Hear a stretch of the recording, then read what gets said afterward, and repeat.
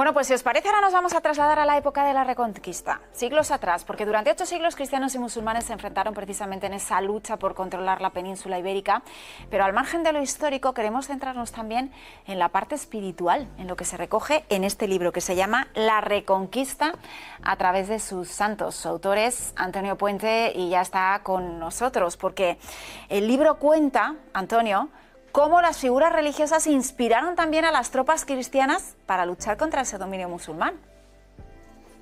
Efectivamente, porque la Reconquista y cualquier episodio importante de la historia de España no se podría entender sin la espiritualidad, sin la fe, sin el hecho cristiano.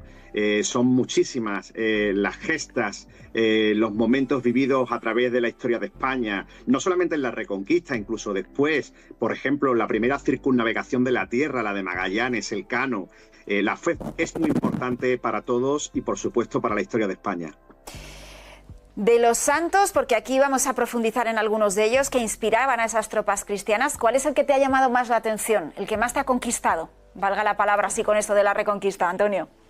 Hombre, hay muchísimos, pero si tuviera que elegir solamente a uno, elegiría a Fernando III el Santo, a San Fernando. No solo porque yo soy sevillano y San Fernando esté en la capilla real de la Catedral de Sevilla, sino porque realmente fue el que reconquistó gran parte de Al-Ándalus, ¿no? La etapa final de la Reconquista, a partir de la batalla de las Navas de Tolosa de 1212, pues no se entendería si la figura insigne y grandiosa de San Fernando, por supuesto después continuada por su hijo Alfonso X el Sabio, y bueno, y por tantos personajes, ¿no?, que poblaron esa época. Es un santo maravilloso y que, bueno, yo creo que todo el mundo debería conocerlo.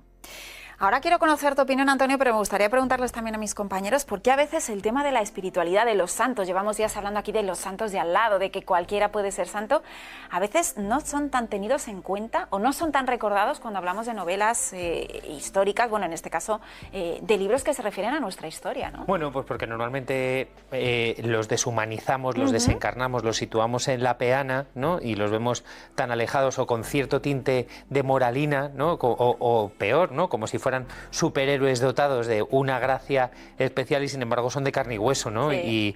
Y eso nos lo puede explicar muy bien Antonio seguro, ¿no? De cómo eran santos de eso de lo cotidiano, ¿no? Y cómo tenían sus luces y sus sombras, pero esas luces prevalecían porque se ponían en mano de Dios y eran capaces de ponerse al servicio también de los demás, ¿no? Yo creo que esa es la diferencia, ¿no? Cuando en un momento en el que nosotros hacemos de los santos, les llenamos de barniz y los convertimos en seres inertes, pierden toda esa conexión con nosotros en la medida en lo que los humanizamos, los hacemos mucho más cercanos y verdaderamente son modelos para nosotros. Sandra. Bueno, y tenemos ahora muchos ejemplos en la cultura, que tenemos el libro de nuestro invitado, pero también Rosalía sabemos que hace su repaso por una serie de... Bueno, yo creo que al final hablar de santos no es hablar de superhéroes ni de personas, como dice José, ajenas a nosotros, ¿no? Tenemos el propio Carlo Acutis, que es un santo reciente y que era una persona como cualquiera de nuestros adolescentes.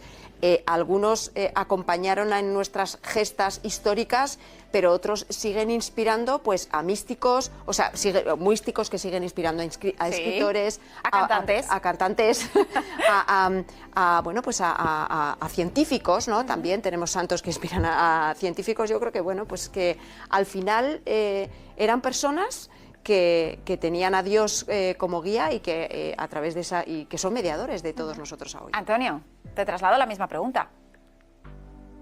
Bueno, la importancia de los santos es vital, ¿no?, para entender la historia de España. ¿Por qué no se les dedica más tiempo? ¿Por qué no se les dedica más atención? Pues probablemente porque los tenemos un poco elevados, ¿no?, en los altares, no los sacamos de las estampas, suelen estar normalmente en las hagiografías. Yo he intentado con la Reconquista, a través de sus santos, traerlos y ponerlos en contexto, ¿no?, en un contexto histórico. Esa era la idea que manejaba con el editor de la Esfera de los Libros, el poder situar a santos tan importantes como San Isidoro de Sevilla, que es con quien comienza el libro, porque no se podría entender la Reconquista sin la etapa visigoda, y San Isidoro es uno de los grandes de su época.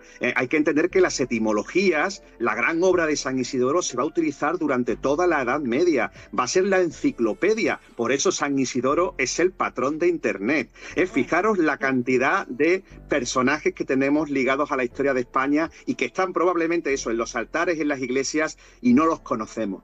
Antoni, si trasladásemos esos santos, hablamos de Santo Domingo de Silos, Santa Casilda de Toledo, Santa Aurea de San Millán, San Raimundo de Fitero o San Pedro Nolasco, entre otros que aparecen en tu libro, si les trasladásemos a nuestro día a día, ¿qué cosas nos ayudarían a aprender en nuestra vida cotidiana? Porque hay veces que, como decía José, los tenemos allí, los llenamos de barniz y ahí se quedan.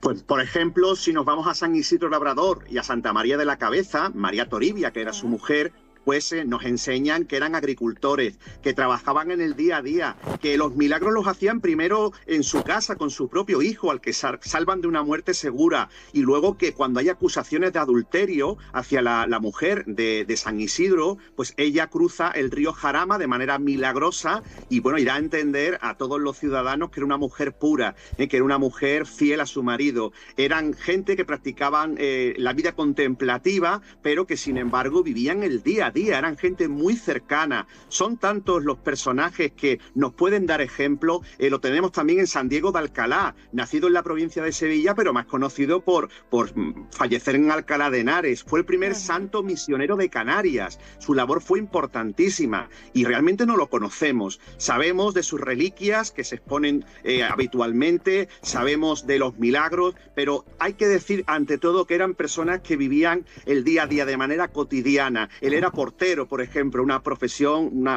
un oficio dentro del monasterio bastante humilde, era lego. Así que bueno, es que hay tantísimas cosas interesantes que contar sobre los santos que podríamos tirarnos horas. Sí, Antonio, en tu libro también haces un pequeño viaje en esa Reconquista por la alimentación, por las calles, por las curiosidades de la época. ¿Qué es lo que más te ha llamado la atención? Por ejemplo, si hablamos de los alimentos de entonces. Bueno, pues que realmente no se distinguían tanto de lo que tenemos ahora. Hay que hablar a favor también de la islamización de la península, de que trajeron grandes productos, los productos del regadío, por ejemplo, ¿no? Ellos aprovecharon las calzadas romanas y a partir de ese comercio fueron ampliando pues una serie de vías importantísimas, ¿no? También hay que decir que era una vida heredada de los visigodos que a su vez la heredaban de los romanos. Tanto en la vestimenta como en los juegos se practicaba, por ejemplo, el 3 en raya, se practicaba el ajedrez. Era una vida cotidiana muy parecida a la actual, pese a lo cual hay que decir que esa convivencia de las tres culturas de la que tanto se ha hablado, la verdad es que no es cierta, ¿no? Decía el escritor Juan Eslava Galán, un gran historiador, que era más bien una coexistencia, ya que tenían que pagar la dima, que era una especie de tributo, y siempre los musulmanes tenían a los cristianos y a los judíos muy por debajo. Entre otras cosas, se tenían que encargar de limpiar las letrinas, no podían construir casas más altas que las de los musulmanes. En fin, era una vida un tanto condicionada a una serie de tributos, a una serie de impuestos, pero en todo caso no demasiado distinta a la que tenemos hoy día en lo que es la materia gastronómica, en la materia urbanística, etcétera. Pues Antonio Puente, muchísimas gracias por haber estado con nosotros y por habernos acercado un poquito más la historia de los santos a través de la Reconquista. En este caso, un abrazo fuerte. Muchísimas gracias, un fuerte abrazo. Bueno, pues ya terminamos, José, con ese propósito, ¿no?, de tenerles más presentes, ¿no? Como tú decías, que inspiran en la historia, pero también en nuestro día a día. Sí, de mirar a los santos, pero sobre todo a las santas, ¿no? Bueno. Que es cierto que todavía nuestro calendario litúrgico y nuestro calendario de santoral reconoce oficialmente a mucho más santos que santas, y estoy seguro que las santas nos han barrido a lo largo de la historia, a pesar de que no tengan peano oficial. José Beltrán, muchísimas gracias, como siempre, por estar con nosotros, Sandra. Un placer. Gracias, Raquel. Señores, nos vemos mañana. Disfruten de la tarde. Gracias, como siempre, por estar ahí.